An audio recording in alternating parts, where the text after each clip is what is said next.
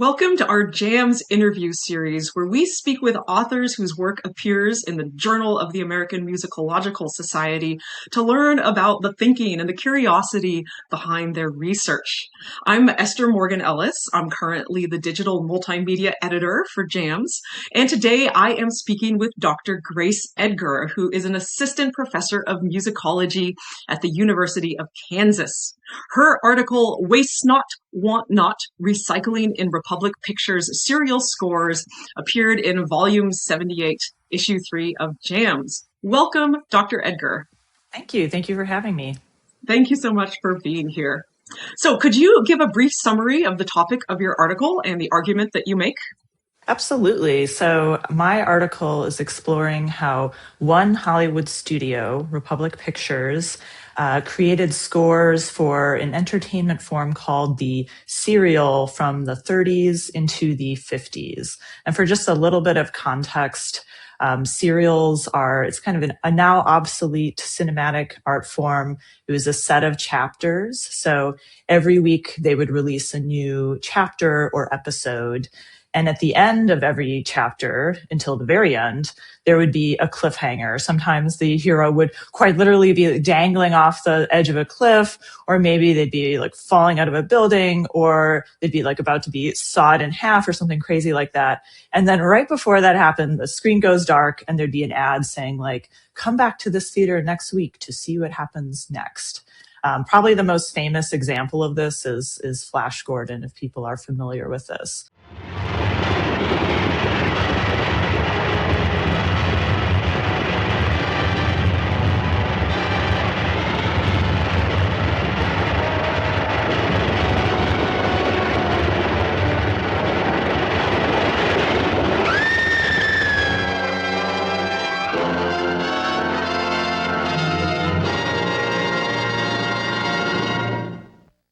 So this is something that was popular in the silent era and again in the sound era.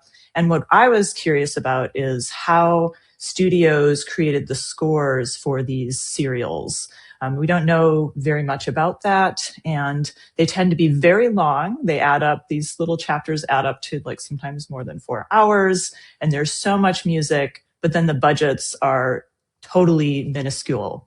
So I looked at cue sheets, which are documents that list the compositions for these serials.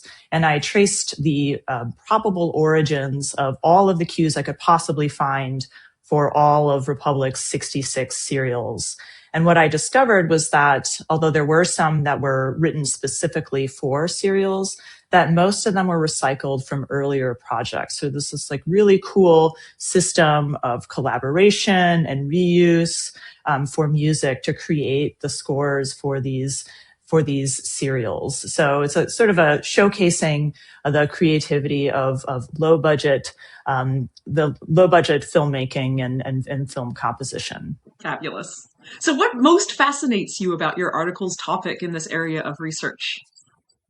Oh, yes. Well, I'm fascinated by the similarities between the way that serial composers approached scoring these action-packed adventures and the way that modern Hollywood film scores work, where if people are familiar with, these days we have composers like Hans Zimmer who are also working in collaboration with a lot of other people. They're also reusing things between films. So they're sort of under similar pressures and they're turning toward similar strategies.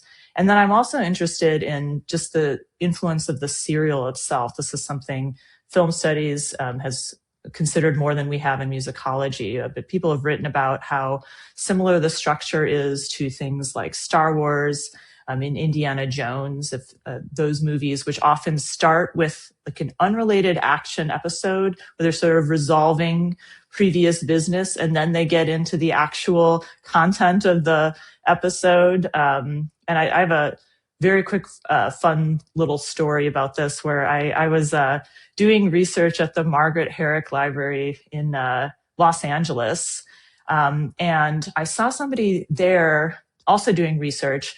And I was like, oh gosh, he looks so familiar. Who's that? Is that a musicologist? Is a music theorist or something? And then I realized, oh, that's Ben Burt.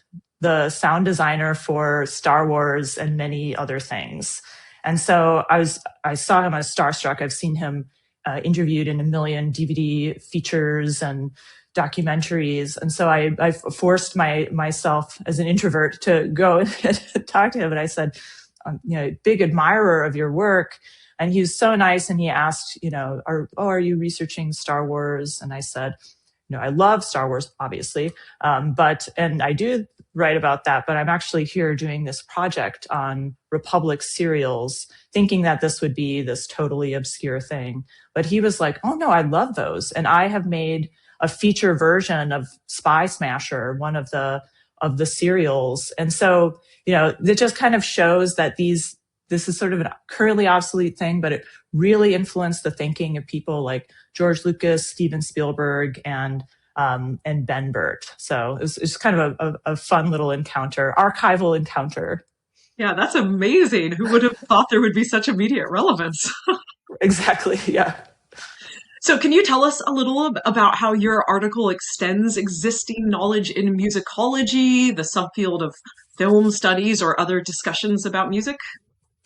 Absolutely. So within film musicology, I think has been historically a tendency to focus on bespoke original scores credited to single composers, and it tends to kind of skew toward more expensive movies, like really impressive movies. Some of our favorite films are from that category. But, I was inspired by Jeff Smith, who's a wonderful musicologist, who wrote this interesting chapter where he points out that, like, actually in this time period, overwhelmingly, movies are low budget movies. So we're focusing on this tiny little corner of what's going on. And then you can extend that further. Like, people are mostly writing about feature film scores, but the serial, like the newsreel or cartoons or things like that, that's part of the expansive film programs that people used to go to the theaters to see. It wouldn't just be one movie like it is today. It'd be this whole program of stuff. And so I found that really inspiring. And looking at, I think if we center things like low budget filmmaking practices, we can see this interesting through line from the silent era through early television scores to modern action scoring, where a lot of this is about recycling and it is about working with teams of other people. And that history comes into sharper focus when we look at things like the serial.